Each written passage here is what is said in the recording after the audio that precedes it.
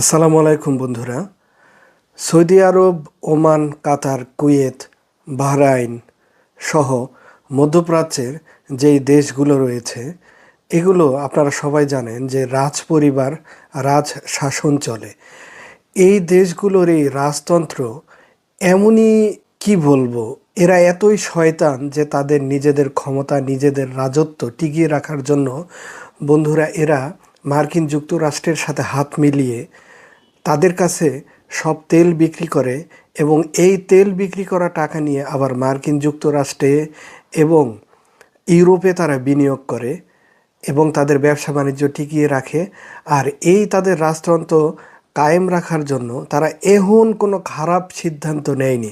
তারা কখনো তাদের নিজেদের দেশের জনগণের চিন্তা করেনি, তারা তাদের প্রতিরক্ষার চিন্তা করেনি, তারা কখনো দেশের ভালোর চিন্তা করেনি। এই যে এখন একটা যুদ্ধ বেঁধেছে, তাদের কিন্তু কোনো প্রতিরক্ষা নেই। তারা মার্কিন যুক্তরাষ্ট্র আমেরিকার দিকে চেয়েছিল, আমেরিকা যখন লেজ গুটিয়ে পালিয়ে যাচ্ছে তখন এরা হাই হাই শুরু করেছে।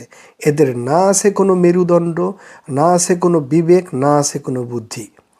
যাই হোক, মধ্যপ্রাচ্য সহ সৌদি আরব আমাদের মহানবী হজরত মুহাম্মদ সাল্লাল্লাহু আলাইহি সাল্লামের দেশ। তিনি সেখানে জন্মগ্রহণ করেছেন।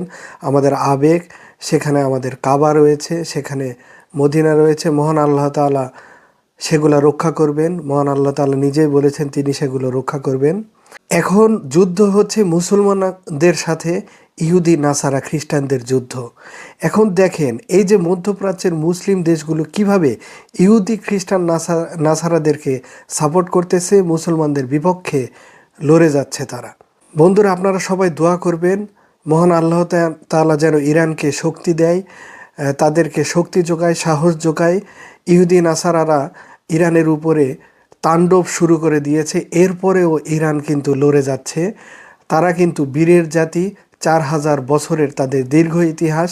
ইরান কখনো পরাজয় বরণ করে না। তারা বীরের জাতি, যুদ্ধ করেই তারা তাদের দেশ সার্বভৌমত্ব টিকিয়ে রেখেছে। আমরা ইনশাল্লাহ মহান আল্লাহ তাআলার দরবারে দোয়া করব যেন ইরানি জাতি তাদের সার্বভৌমত্ব, তাদের যে রেজিম, সেটি যেন টিকিয়ে থাকে। আর এই যে ইহুদি, নাসারাদের দেশ, মার্কিন যুক্তরাষ্ট্র সহ দখলদার রাষ্ট্র, যারা বিবেকহীন, যারা যারা শুধুমাত্র এদের লড়াইয়ের কোনো যোগ্যতাই নেই, তারা শুধুমাত্র তাদের দাম্ভিকতার কারণে লড়ে যাচ্ছে। মহান আল্লাহ তাআলা যেন তাদেরকে নিকৃষ্ট পরাজয় দান করে, তাদের যেন উচিত শিক্ষা দেয়, মধ্যপ্রাচ্য থেকে যেন এদেরকে বিতাড়িত করে দেয়। সবাই ভালো থাকবেন। আসসালামু আলাইকুম।